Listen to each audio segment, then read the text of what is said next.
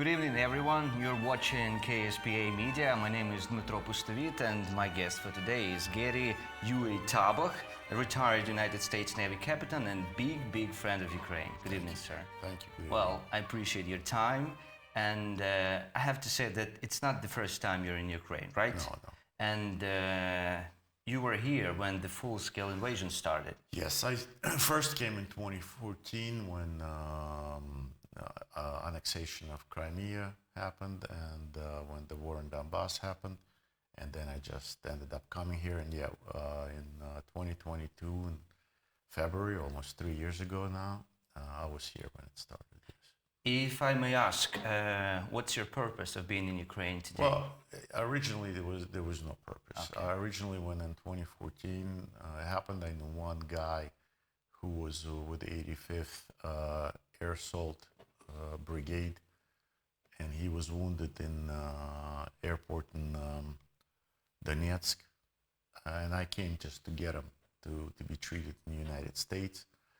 And then I just ended up being here and involved more and more with wounded guys, with the humanitarian. And then when the war happened, the full-scale war happened, then of course everybody got engaged, and there was a lot of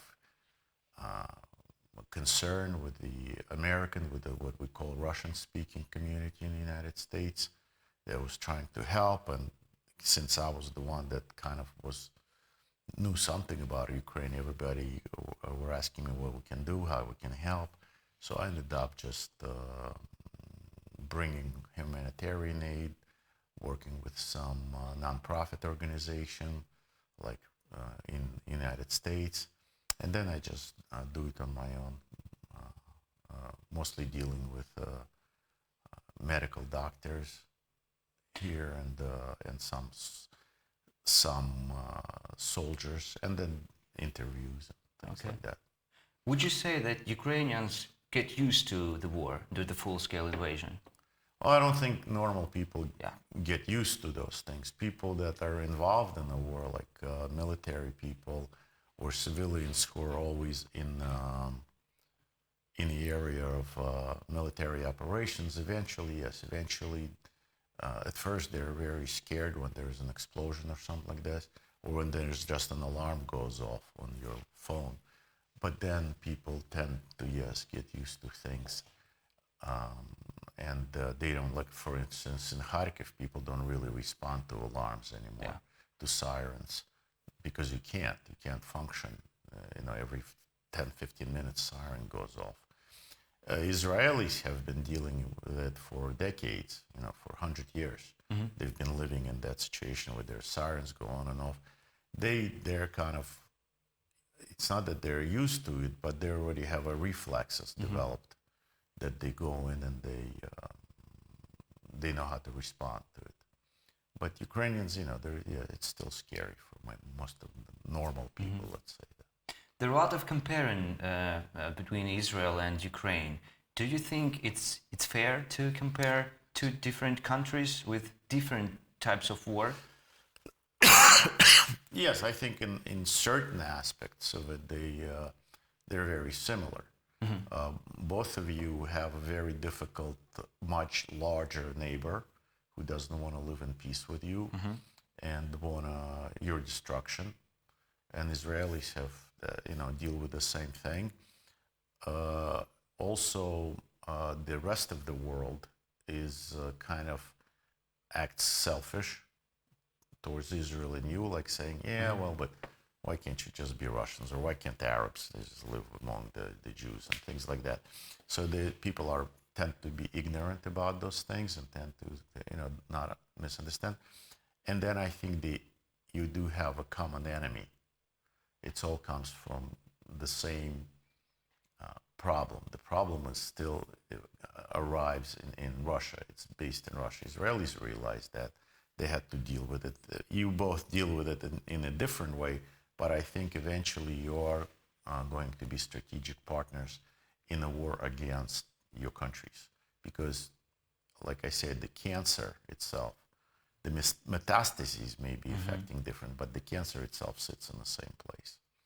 So, if we change the leader of this big evil, it wouldn't change anything?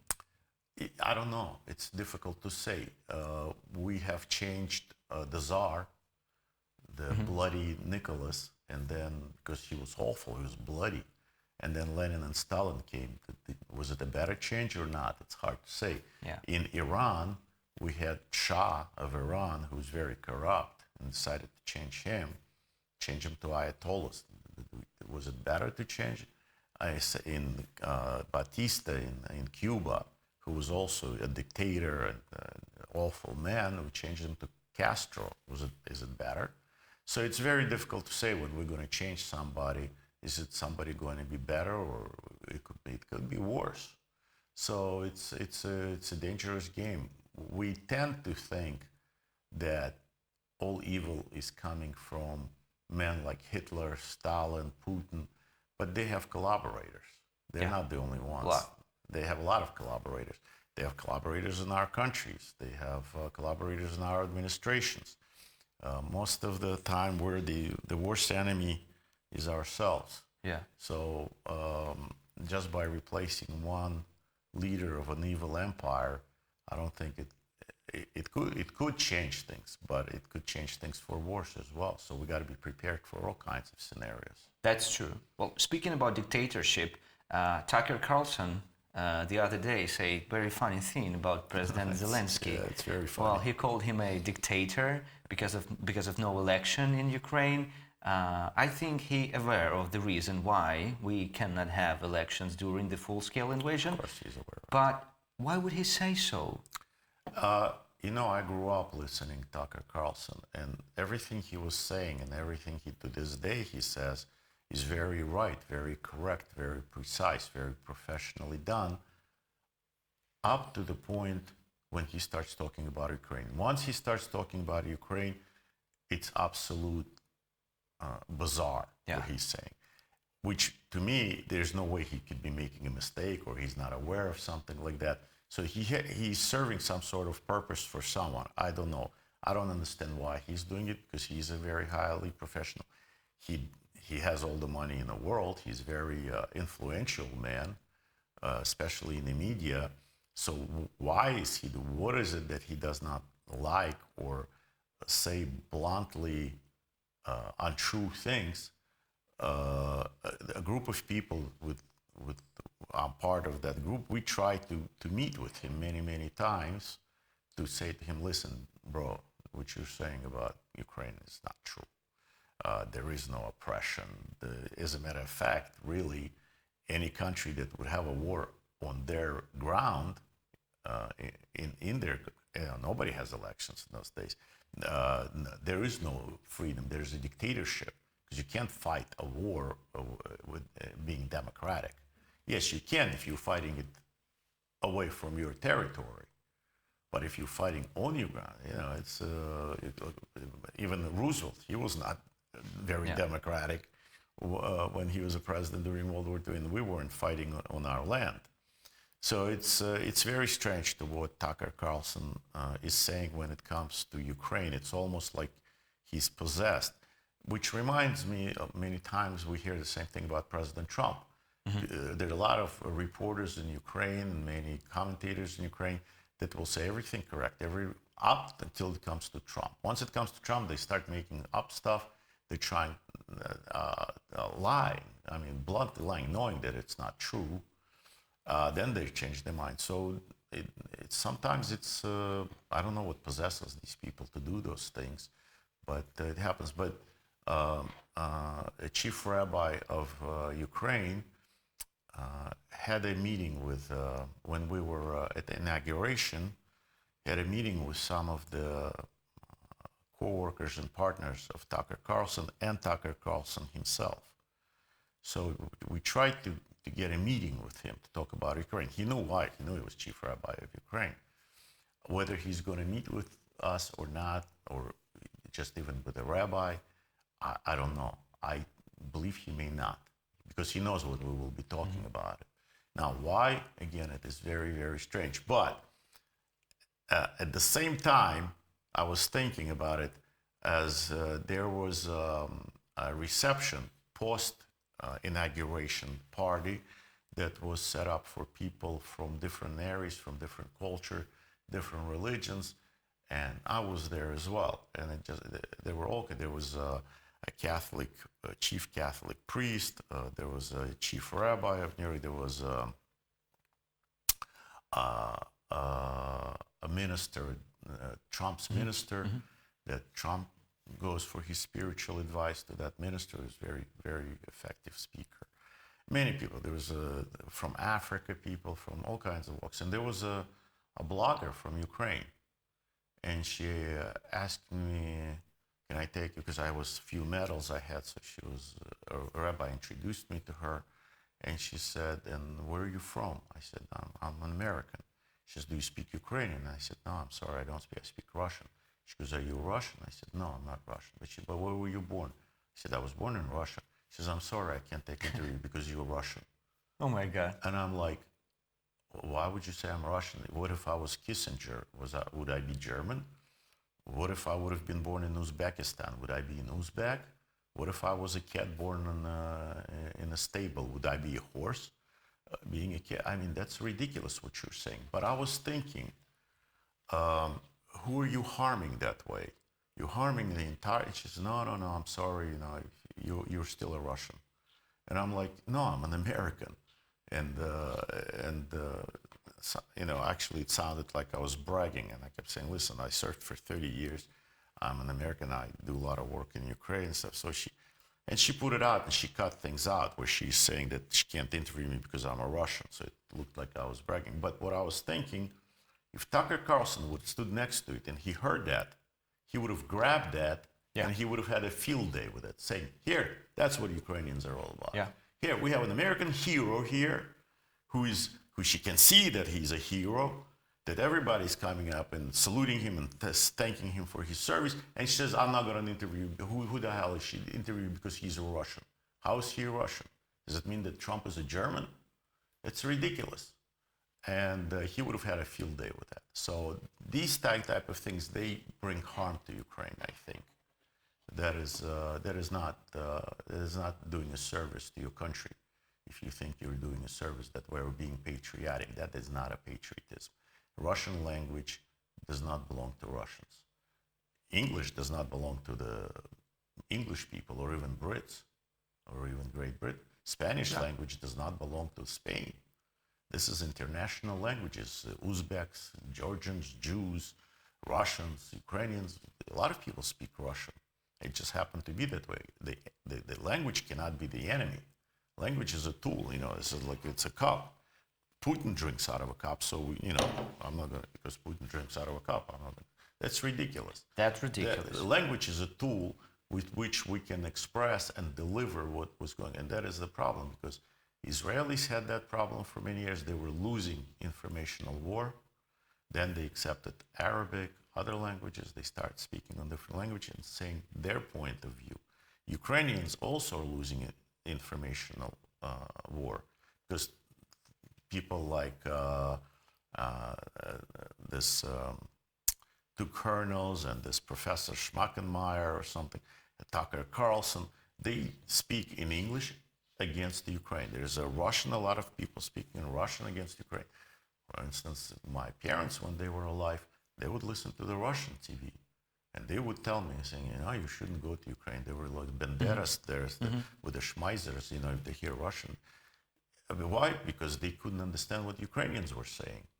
So they can understand only two languages, English or Russian. So they were listening to in English, they didn't hear anything about Ukraine. So all they heard is from the Russian television, what was saying.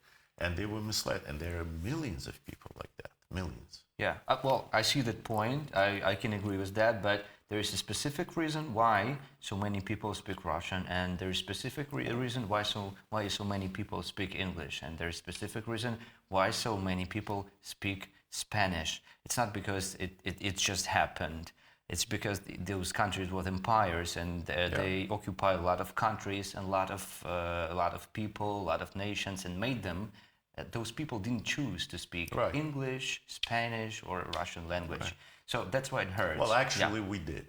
We did. The United States, we did. We had we had an argument. Which language should we use, French, German, or English?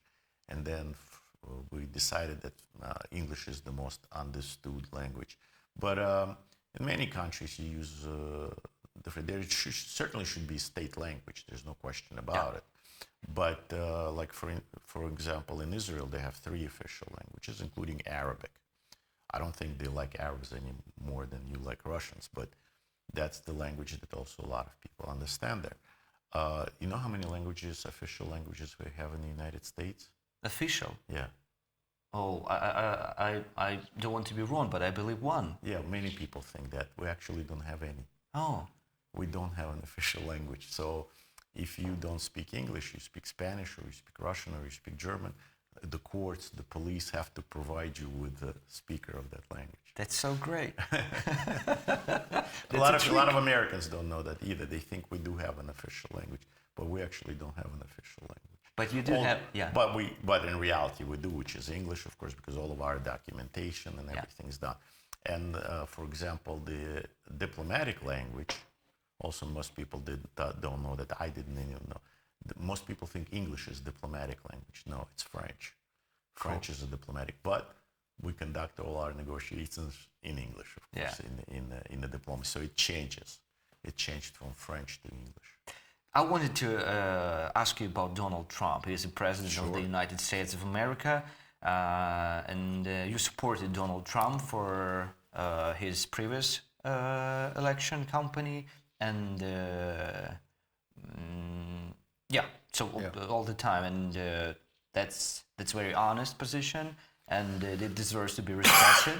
And lately he said that his administration is planning meetings and negotiations with Ukraine and Russia, but separately. So there's now going to be negotiations of 3 countries: United States of America, Russia, and Ukraine. And we always, we were fighting for the right to not be discussed without our presence. And now it looks like it's going to happen again. Is that bad? Well, you should. This is definitely you should. You should say, hey, you shouldn't be talking about my future without me. But unfortunately, that's not how negotiations work quite often. Because it is a negotiation. You negotiate something. The way it happened with Trump was that when he was running first time for presidency, I had my doubts too, because there was a lot of that he's a friend of Putin and he's in cahoots with it, he's in collaboration with him, and all kinds of things were about, and he was not a politician, he was an unknown factor, and I would have not voted for him. But I voted for him because I did not want to vote for Hillary Clinton, because I did not believe that we should have legacies in politics, meaning like a father is a president, and son is a president, and brother is a president. Then we have a clan, which was Bush's, and that's why I didn't vote for Bush, being a Republican. Then I didn't think that Clinton, husband is a president, wife is a president, so we're going to have Bush's and Clinton's clans. And then, of course, over Benghazi, where my friends, my brothers in arms, got killed because of her actions, I didn't vote for her. I voted for Trump. But I had a lot of skepticism about Trump. But what happened was then, with time, I realized what he was doing things. He was not a politician. He was actually changing things for better. But there were a lot of accusations towards him. There were a lot of things that were not true that were said, that were lies, that were made up, and that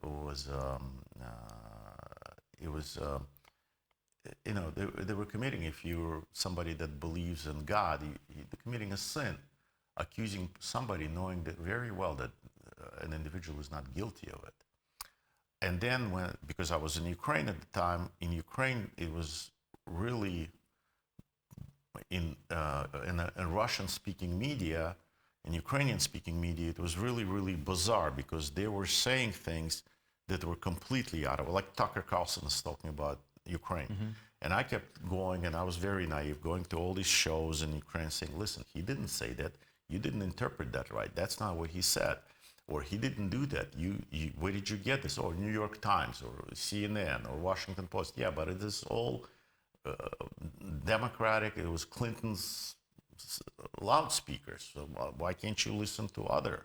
Well, it's American. And I'm like saying this is very Soviet approach to it. And in Ukraine, there was this absolute hate towards Trump and making it up.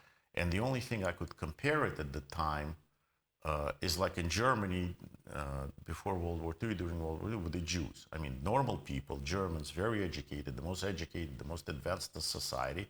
And all of a sudden, in 2 years, 3 years, the entire country says that, yeah, the guy that I fought with during World War I, you know, with the Iron Cross, he's the enemy. We need to kill him. The professor that at the university that teaches me, he's the enemy. Doctor that my parents go, my children go, he's the enemy. The writers, the actors, the artists, the paint that I enjoy, all this, they're all enemy. We should burn all that and burn them and burn their... And it's like psychotic, acute effect that had on people in Germany, I believe. You know, you couldn't prove to them that the Jews were normal and good citizens, the productive citizens that done a lot of good. And I felt that it was the same thing with Trump in Ukraine. You couldn't prove anything. You're saying, well, here's the facts about Trump. Here's this and that, what Trump did. Why are you saying the opposite? What did he ever do bad to you? Where's the proof? Where are the examples? I'm giving you all these examples. He lifted the sanctions and the veto and the embargo on lethal weapons for you that Obama and Biden put on. He put our fleet in the Black Sea. We were strategic fighters. He lowered the oil prices, kept Putin at bay because of the oil price. He freed your sailors that were captured by Putin by saying he's not going to meet with him. And then very famous people were saying, no, you're Trumpist. There's nothing to talk to you about you. You're a Jew. In Germany, you're a Jew, or a Soviet Union. What is there to talk to you about? It's the same thing I heard when every time they say he's a Trumpist, I hear he's a Jew. You know, this is the same thing. It's a psychotic acute effect, which we call TDS, Trump derangement syndrome. And Ukraine is infected with the Trump derangement syndrome. And then I kept saying, okay, I'll take a different approach. I would say, listen, President Trump could be president. He could be next to our president. There is a chance he could be president. Why would you make an enemy out of him? Why would you piss him off like that? Why would you spread lies about him? How are you going to deal with him? Even if he's not a president, if you want, because he's still a very influential individual. And powerful person. And a lot of Americans for him. So why are you doing this? Who are you harming? Well, now we find out that this is all these grants that in Ukraine all they were collecting from USAID and things like that. They were paid by the Democratic Party to do that, to subvert him. So that didn't work either. So now, like you say, I have an impression that I'm this crazy Trumpist who just goes out and says, oh, Trump. I didn't say that. No, but I'm saying this is the impression that people have. And what it continues, they continue to say things that are not true about Trump. And this is what amazes me. It's like this lady who interviewed me at inauguration. Who do you think you're harming? Trump? No. Most of the Americans have spoken by a landslide. There's a majority of us. Congress has spoken. Majority of us for Trump in the Congress, in the Senate. Why would you go again? And then you say that we're stupid, that we chose Hitler, that we chose a dictator, and then you say, help us. How that doesn't work. If I would now sit there and say that you're a rapist, that you're a thief, that you're a bad guy, that you're dishonest, would you pay me to go on your television to do that? You wouldn't. No. Well, so why do you expect Trump to do that when you're doing so? That becomes very not counterproductive. It becomes harmful to Ukraine and Ukrainian struggle to survive. Because in the United States, in my surrounding, in my area, people approach me and they say, why are you helping them? They're against us. Why are you going to Ukraine? I've said, no, they're not. It's the Ukrainian and Russian-speaking media that is, and maybe some politicians, but Ukrainian people are not. Don't be brainwashed, because then you become just like them. But if you read comments under my videos on my channel, you see that people saying, I was sending money to Ukraine, I was sending medical equipment, I was sending warm clothing, I'm not helping them anymore. That's it. If they think we're the enemy, I'm a Ukrainian. Mm-hmm. I lived in the United States for 30 years. I'm not helping my country anymore because I'm pro-Trump, because I'm an American now. So at the beginning of the war, there were a lot of people that were trying to help, and I had thousands and thousands of people write to me and call me and saying how we can help. Now I have hundreds and thousands of people telling me, why are you helping? We stopped. We're not doing it anymore. So that media, those bloggers, those people, are they going to answer to it? Because a lot of people got killed because of it. A lot of people lost everything. A lot of people got wounded. Who's good? Is anybody going to be answered? Is anybody going to be held responsible? I don't think so. In Ukrainian media, I don't think so either, unfortunately. But I hope it will stop at some point, and you would treat President Trump as you treat everyone else. Yeah. Give him a chance. He showed the first time all the things that he has done for Ukraine. But that doesn't count, and he has to prove himself again. And he hasn't even been the president that long, and it's already a lot of criticism towards him, a lot of things he didn't do right. But we can see that he is able to accomplish things. Well, at least you have to respect a person who you was have to elected respect as a our president. country. You have to respect our choice. You expect us to respect your choice. You have President Zelenskyy. We're supposed to respect your choice. You had President Poroshenko. We have to say that was your democratically chosen president. But you don't tend to respect our choice. That's how it appears to us. And it's only a few of us that are in the United States that are trying to defend that position, which is very difficult. Let's talk about a little bit more about Donald Trump.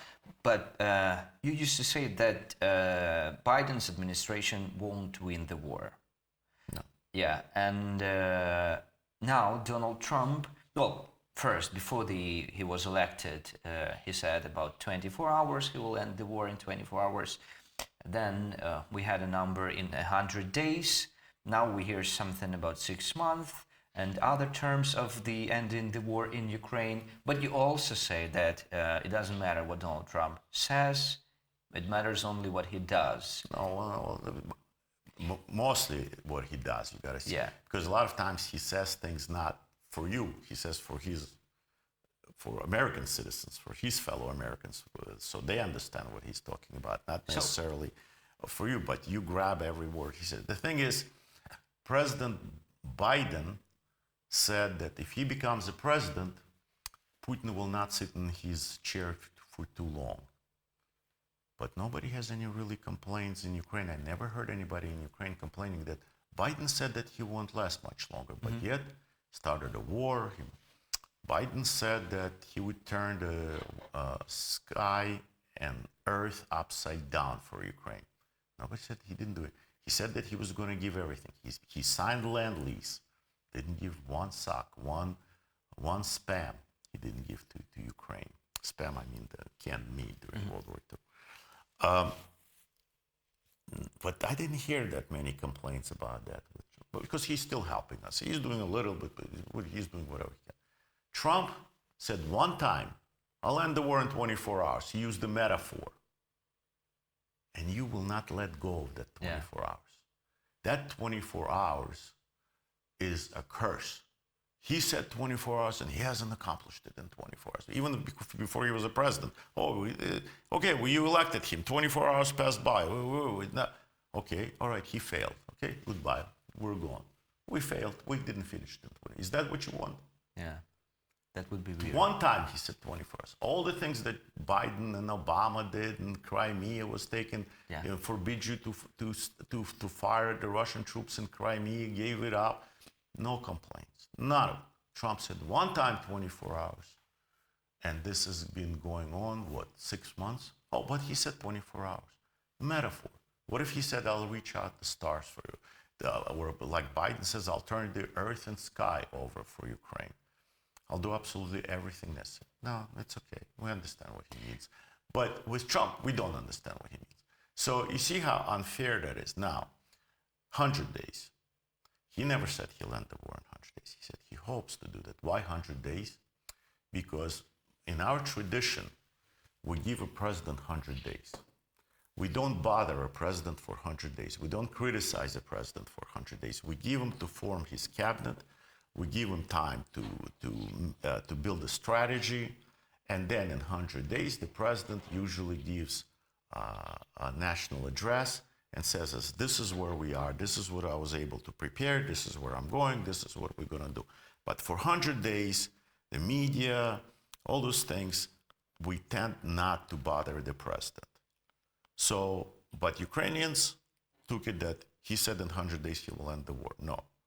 We says traditionally he needs 100 days to do something. But it's with every president except Trump. With Trump, we impeach him before he even gets to the office, before he even sworn in, already impeachment. So everybody is that way. He's the only Jew in the classroom. Why? I don't know. 100 days is our tradition. So now 6 months. So again, he's not saying he's going to end the war in 6 months. He's not God. A lot of times it depends on Ukrainians. Are you guys going to finish the war in 6 months? Or are you going to finish the war in 100 days or 24 hours? When are you going to finish the war? You're the Ukrainians. It's a war. You have the war. When are you planning to finish it? Yeah, so it's not only Trump. There's Putin, there's Xi, there's Saudi Arabia. But we can at least talk about what has he done.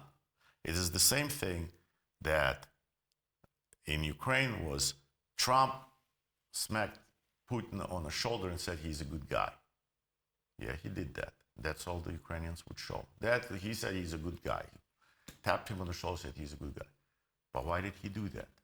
He did that because he said he wasn't going to meet with Putin unless Putin releases Ukrainian sailors.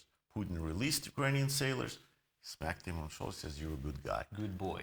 Or good boy or something like that. I think he said good guy. No, I mean meaning good boy. Yeah, like meaning, you did good. You did what I asked for. But that's not how Ukrainians presented it. That's not what the Russian-speaking media presented it. So right away it was, the guy did you a great service by releasing your heroes, and you're blaming him that he's pro-Putin that way. That's nuts. That is crazy. And nobody is so.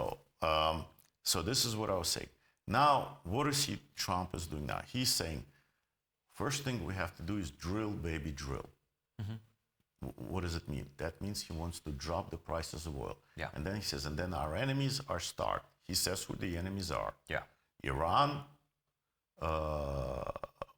Russia, and Venezuela. So he calls Russia the enemy. Now he's talking to Saudi Arabia to lower the prices of oil. Now, why would he do that? It's not beneficial to us to lower the oil price. If we're going to be, the largest exporter of oil and gas, we want those prices to be nice, because then we'll make money. We don't want OPEC to pump even more, drill more oil, and drop prices even further down, because it's not beneficial. Yet he's going to Saudi Arabia, he's going to OPEC, and he's negotiating to drop the oil. Who is he doing it for? I would say he's doing it for Ukraine against Putin. Why can't we say, hey, President Trump, do it, let's do it. Now, let's say he wants to negotiate without Ukrainian presence. Negotiations are very difficult things. And sometimes, let me ask you a question. Are Israelis talking to Hamas or not? Or maybe we're talking to Hamas without Israelis? I think at certain issues we are. Certain issues Israelis are involved. Because that's how, I was part of negotiations during the Abkhazian-Georgian conflict. And that was compared to what's here. And yet it was a mission impossible. Because the way Russians were, the way Abkhazians were, the way Georgians were, and then United Nations was there. It was very difficult. I can say only one thing. When the war happened in Georgia, and President Saakashvili wanted to negotiate, Putin says, It's too early to negotiate. I'm not going to negotiate with him. He knew he was very powerful for him. But we stood to the side. We didn't get involved, except that President Bush sent our fleet into the Black Sea, and then Putin pulled back. But basically, we weren't part of the negotiations. It's between Georgians and the Russians. This time, President Biden wasn't willing to negotiate. He says, yeah, we'll help Ukraine, but he wasn't really helping Ukraine. Now, this is minimal, And when Prigozhin was going towards Moscow, Biden administration says, do not provoke Russians. Do not do any kind of military offensive maneuvers against Russia. Let Russia stabilize. Whose side were they on? When President Biden says, if it's a large invasion, it's not good. If it's not a large invasion, it's okay. And took our embassy out of here. Like, go ahead, bomb them. You won't kill any Americans. And I was bombarded saying, leave, leave, leave from the embassy, they were telling me. Why? Because they didn't want any Americans to get hurt. So now President Trump is willing to be part of the negotiation. So he's willing to do something. So we should encourage him. We should support him in it. Since all previous presidents stayed out of it, he's saying, yes, I'll be part of it. I'll talk to Zelenskyy, I'll talk to Putin, I'll talk to them, I'll deal with it. We shouldn't criticize him. He hasn't done anything yet. He's just planning, but there's already a lot of it. We had, but we can see that he is able to accomplish certain things already. We see that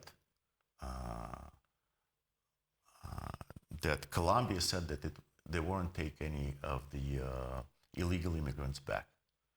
Even an hour didn't pass by. The president said, I will not take them back. They're criminals. Let the Americans deal with it. Why should we take them back? An hour didn't go by. President Trump called them. Within an hour, he sent his own personal presidential airplane to take them back. A lot of things here in the media. Trump is going to invade Panama. Trump is going to start the war with Panama. Actually, we started the wars with Panama. We've taken over the canal and arrested their president in late 70s, in the late 80s. We did Noriega arrest him, and we took over the canal. So it happened before. It's our canal. And everybody says he's going to start the war. No, as you can see, Secretary of State Marco Rubio went to Panama, and the Panamanian president said that that's it. Their contracts are interrupted with China. China will not operate Panama Canal. They're out of those deals. They're out of those agreements with China. We're not going to invade. You see, somehow it worked out.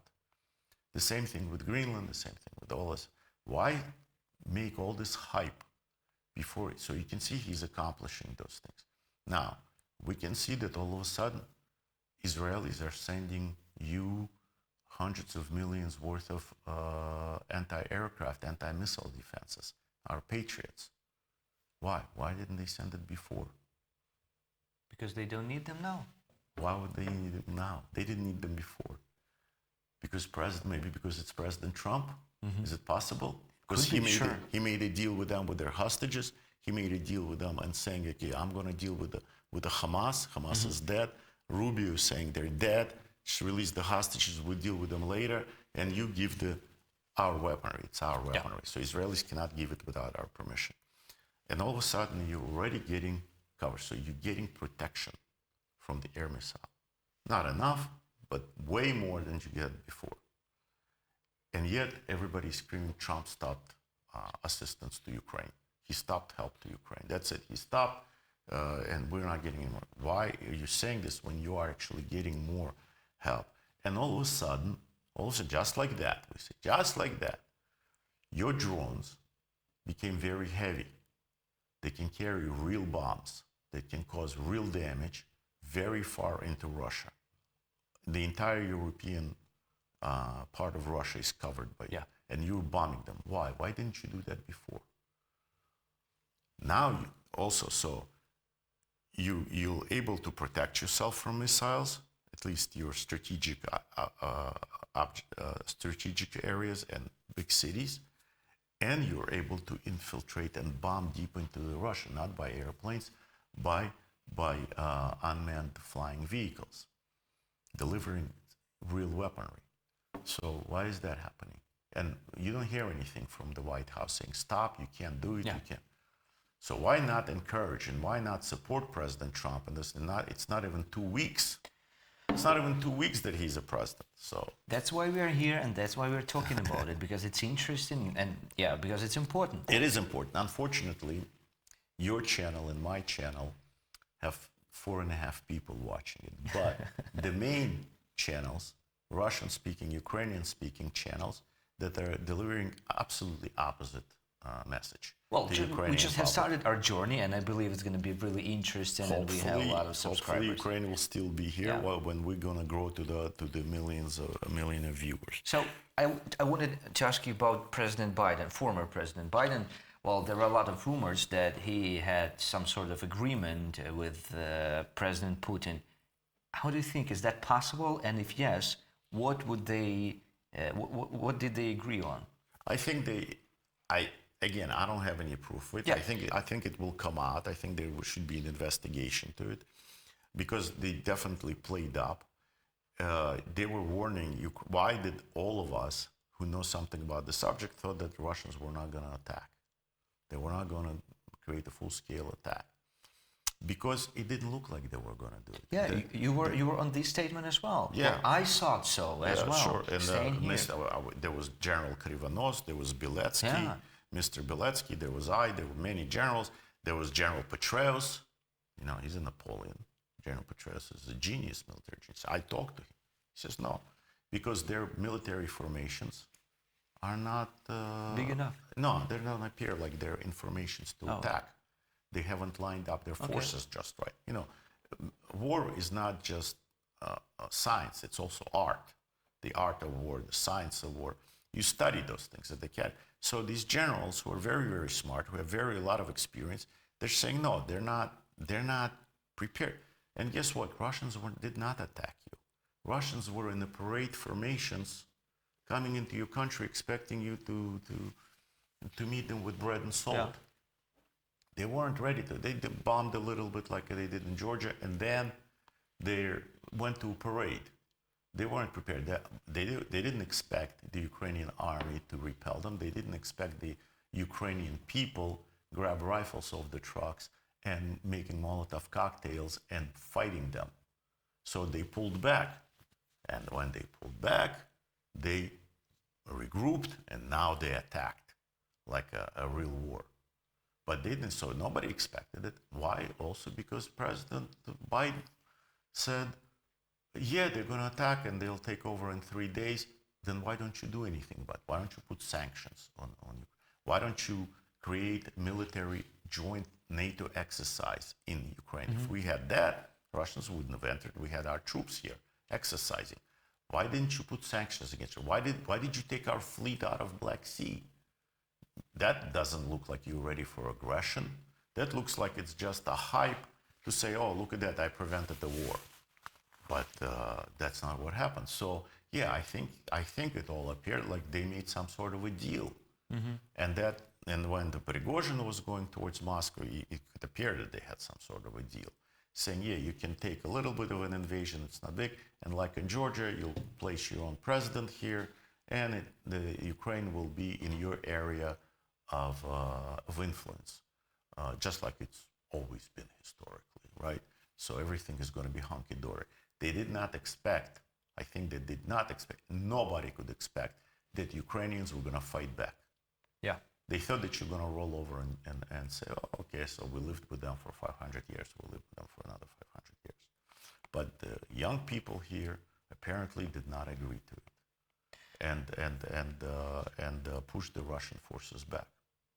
So how do we, Ukrainians and Ukrainian politicians and Ukrainian society, people, how do we deal with Republicans now? If we've done some stupid things in the nearest past. We all do stupid things. Yeah, so well, this is a good point. Now? This is a good point that you're saying, is that we should realize the stupid things we did and try not to do them again and try not to repeat them. It's up to you. I'm not Ukrainian. I'm not a Ukrainian patriot. I'm not, I certainly feel like, but I'm not. And probably many people feel, but I don't think I have the right to tell Ukrainians what to do, except that not to make the same mistakes, not to take one side. Yes, I'm a Republican. Yes, I'm pro-Trump. But I can tell you that Trump is not going to be in the White House forever. Sure. There's going to be someone else. Yeah, we know that. And our Congress could change. And American people is our Congress. Don't take one side. We can have, there are plenty of good Democrats. There are plenty of good Republicans. There's plenty of bad Republicans, like Tucker Carlson. There are plenty of idiots Democrats, quite a bit of them. Be with America. Do not spread lies about Republicans, Democrats, Putin, Biden, Trump. Be truthful about those things, and people will trust you and believe you. And then, people are not going to be. So we in America have a tendency to change our governments, and the other ones go into opposition. Don't try to be with the party line all the time. It won't work. You'll harm yourself. The question many people, Americans, that care about Ukraine, many of them asking me, why is Ukrainian ambassador still in Washington? Why is she still there? How is she planning to work with the White House? How is she planning to work with the Congress, with the Senate? Mm-hmm. She's a persona non grata with them. Why is she still there? What is her purpose? Yeah. So you don't need to be brilliant to understand. How about a little bit of dignity? I've served in 4 different embassies, American embassies. I've never heard of such case. Usually it's done under the table somewhere in a dark room. They say, get rid of this ambassador or get rid of this diplomat. We're not having a good time with them. And usually they just depart. Or, if we're sitting at the table and you're saying, listen, I don't want you to be in my house anymore. I want you to leave. You're not acting right. I don't like you. But would you continue to sit at the table and being a guest in my house? You would say, thank you very much. I've done everything I can. Probably didn't work out the way everybody wants. So maybe it's time to change. Maybe somebody else should come in and do. Why would you continue to sit there and irritate the Congress, which is an American people, and the White House? Purpose of it. But the ambassador of Ukraine is still there. I just find out, well, it depends on if it's true or not, that special representative to Ukraine, Keith Kellogg, should come to Ukraine in the nearest future after the 11th of February.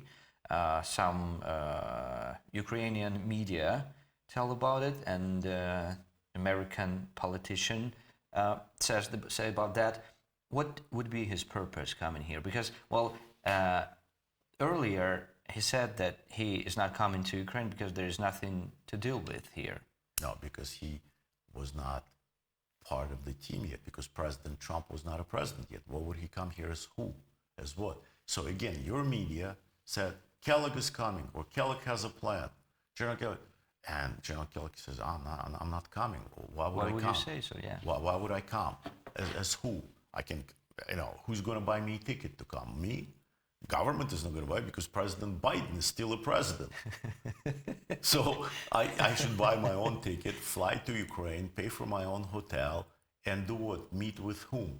As an official? I'm not an official yet. This is why General Flynn, who just sat next to, he didn't even do anything. He just sat next to Putin, or he was fired, and they made hell out of his life.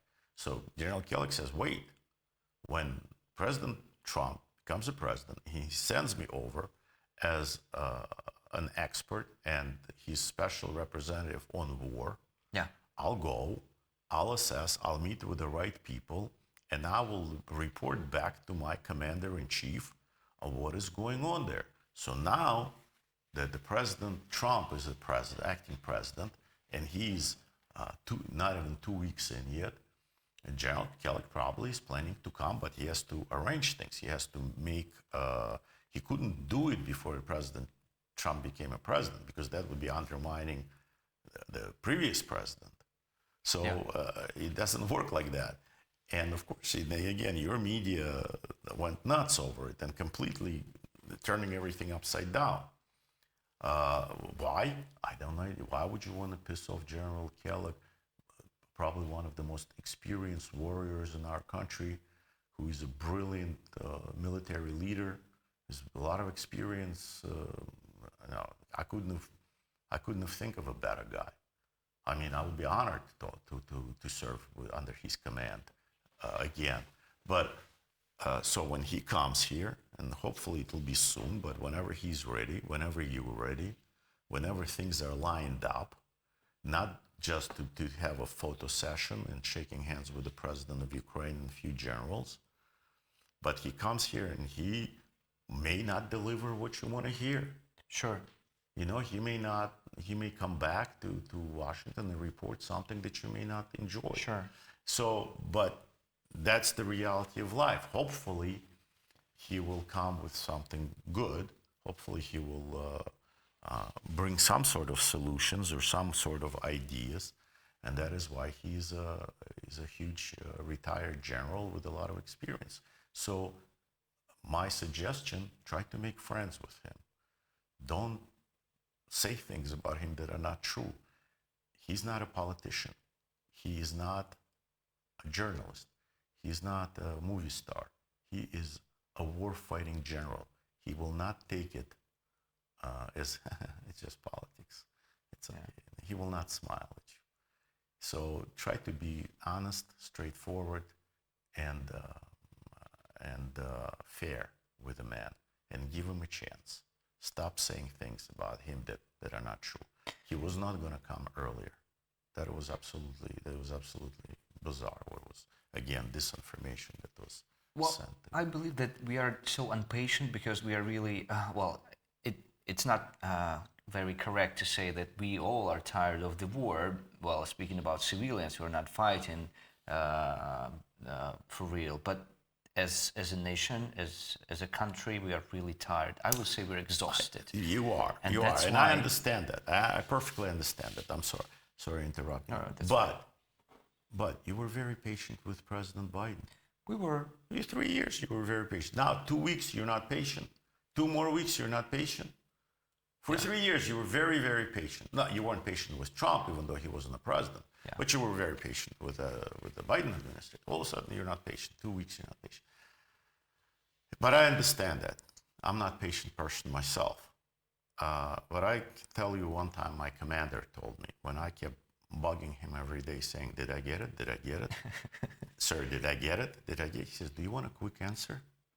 He said, yeah, I can't, and being patient, I keep waiting for this command. I've been waiting for this mission, He says, well, if you want a quick answer, no. That's a quick answer. You're not getting it. So we're making a decision. Yeah. We're thinking. There's a lot of competition. It's a very important mission. You're in the head. If you want to answer right now, no. Go. About face, forward march. So if you're impatient and you want right away an answer, no. If you want constructive, if you want something that we need to work with, that it'll take it's you have to be patient. It's like sailing. It's not straightforward. It's zigzagging. It's. Well, sir, I want to thank you for this conversation. It was interesting for me, and I hope it was interesting for you, for all those who are going to watch that. And I agree with you that we should be patient, but sometimes we lose our temper because we are in the war. But this conversation makes me feel much better about President Trump than I did before. And I think patience. Patience. You should be realistic about things. At least. And the reality is such that you're in deep trouble. You have a big problem in the country, and realistically, the solution is not going to make you happy. Yeah. It's not going to make anybody happy. Russians are not going to be happy. Americans are not going to be. Ukrainians, but only a true leader can make that tough decision. Tough decision, realizing that he's going to piss everybody off. If you're going to try to please everyone, you're not going to accomplish anything. Somebody has to make very unpopular decision. In Israel, they had to make an unpopular decision. If they go in and finish off the Hamas, they'll kill the hostages. If they don't kill the hostages and get some of them back, they'll let the Hamas live, and probably, let them do whatever bad things they tend to do. Now, what's the right decision? There is no right decision. But somebody has to make one way or the other. After 9/11, we had to make a decision. If that happens again, if there's an airplane that's flying out of control, that's full of American citizens, and he's not following orders, and our military airplanes are trying to land him, he's not following it, what do? Do we shoot them down and kill all these people, or we let them run into a building? And the decision, somebody made a tough decision. They said, shoot them down. Shoot them down with all the people in that airplane. What if your children are on that airplane? And that pilot, do you think he wants to do it? No. But that's a tough decision. This separates us, leaders, from people who can't make a decision and get us all in a situation where we're in right now. Not only in Ukraine, in Israel, in Taiwan, in Haiti, in many other countries, in Kosovo. So this is when there is weak leaders, when the ones that can't make the decision, they think that the issue will resolve itself. It won't. Yeah, and it did not. Thanks a lot. Thank you. Thank you for watching, and don't forget to subscribe, write comments, press up button, do everything to show this video as many people as you can. Thank you. Thank you. Good luck.